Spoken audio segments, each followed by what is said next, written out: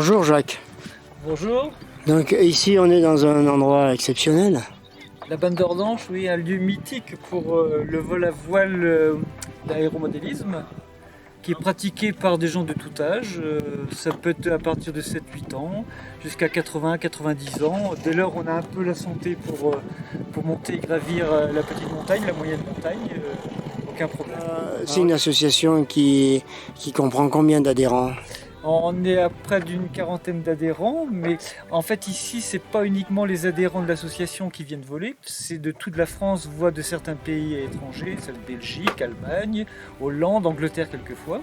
C'est un lieu de rassemblement en fait en France qui est très connu pour la pratique du vol à voile. De début juin jusqu'à fin septembre, mi-octobre, il y a énormément de groupes et de clubs aussi qui passent ici pour faire quelques séjours. Un lieu déjà chargé d'histoire lié à l'apprentissage du vol à voile grandeur qui est derrière la banne de côté versant est, mais surtout c'est le paysage qui est époustouflant en 360 degrés quasiment en vision.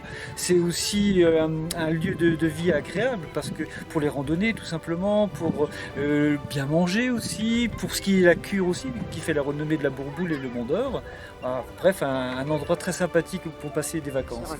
Sur le site de la Banne d'Ordange, il y a un local qui est attribué à l'association des ailes silencieuses. Ça permet en cas de mauvais temps déjà de servir de refuge et puis aussi lorsqu'on a besoin de faire un barbecue, de se retrouver en groupe, de passer des bons moments après les vols et éventuellement tout ce qui est réparation ou abri pour le matériel. Voilà. Pratiquement depuis que le site est utilisé par les modélistes, c'est des planeurs qu'on utilise pour faire de la compétition en temps normal. Il se passe aussi des concours ici à la Banne? On en a fait, on en fait encore. À l'époque, on va dire à la Pentecôte, tous les ans à la Pentecôte, pendant 3 jours, il y avait une rencontre qui rassemblait.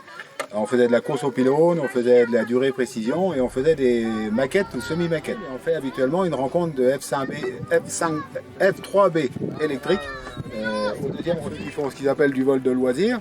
Donc ils ont besoin des 3-4 fonctions principales. Là, on a beaucoup d'interrupteurs et de fonctions annexes pour faire de la compétition.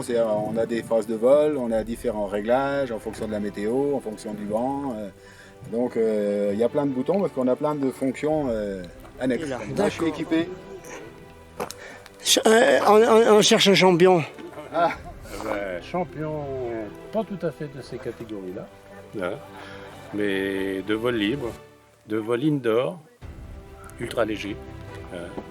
Et puis un peu d'autres catégories de radiocommande, enfin de planeurs radiocommandés, Electro 7 par exemple. Voilà, les championnats, c'est en fonction des clubs organisateurs. Donc, il y a beaucoup de clubs en France. On doit être à 600 et quelques. Ouais. Ah quand même. 680 clubs en France, oui. Ah oui, quand même. Au niveau de la Fédération française d'aéromodélisme. De pente comme on fait ici, là, on utilise la dynamique avec le vent de la pente. La plupart volent en pleine. Ils envahissent le camping de Muralcaire, les modélistes. Ah ouais, donc voilà, il faut rappeler que tout ça, ça a des répercussions sur les commerces, sur le tourisme. Exactement, les gîtes, le commerce. Je suis sûr qu'il y a plus la moitié du camping, les poudères, c'est des modélistes. Puis les gîtes locaux, en plus. Et sans compter la participation aux festivités locales. Il y a les familles, parce que les femmes et les enfants, ils n'aiment pas forcément le modéliste, donc ils vont se promener. C'est aussi une passion? Ouais. Sûrement, ouais. Un début de passion. Voilà, mais ça vient de la famille, ça là? La famille, ça vient de papa. Ah, ben voilà, le papa qui est pas loin, donc. Et puis l'oncle de maman aussi. Fait des championnats de France. Championnat, moi, oui. Champion du monde, champion d'Europe, mais dans une autre catégorie. Bon, alors, je sais pas laquelle, mais. F1, des F1E, planeur vol libre. Valentin, alors toi aussi, t'es à fond là-dedans? Ouais. Hein? Ouais. Ça fait combien de temps? 10 ans cette année. 10 ans? Mais tu as quel âge? 16 ans. Moi, je fais les championnats de France en septembre. Ouais. De maquette. Il y a une autre discipline qui s'appelle GPR, Grand Planeur Radiocommandé. Et les planeurs peuvent aller jusqu'à 10-12 mètres. Du coup, il est plus stable en l'air. Donc il a une plus grande inertie. Après, il ne peut pas voler n'importe où. Par exemple, un 8 ou 9 mètres, ça fait 20-25 kg. Du coup, le poser là, c'est pas possible. Surtout le lancer. c'est plutôt en plaine dans des champs avec un avion qui nous tire. Là, en fait, le temps aujourd'hui est relativement instable, il y a des risques orageux. Donc on ne va pas trop s'éloigner du parking en cas d'orage. Donc le jeu là, ça va être de lancer des planeurs en l'air, de trouver des bulles thermiques, des ascendances et de tenir le plus longtemps possible en l'air sans mettre surtout de moteur. Et il faut être en forme physique quand même, hein, parce que bon, il va falloir d'aller au bon emplacement d'abord. Oui, c'est ça. Un vol de pente, pour que ça soit favorable, il faut que le vent soit face à la pente. Ce qui crée l'effet de dynamique. Donc on se déplace en fonction du relief. Moi, j'aime pas voler de l'autre côté.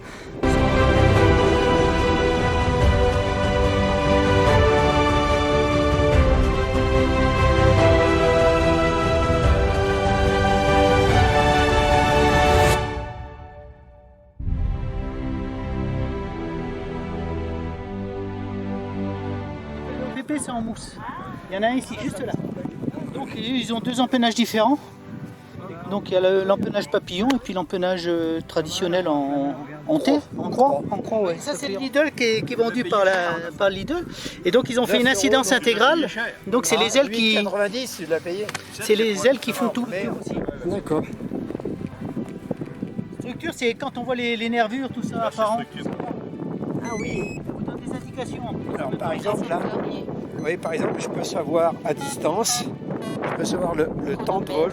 4,9 secondes. Tension 12,42 volts.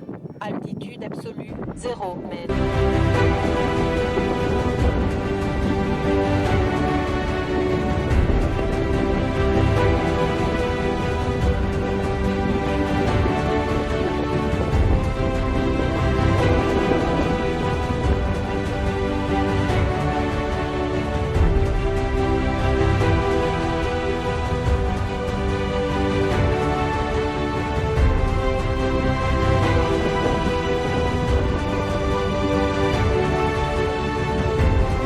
Un peu loin.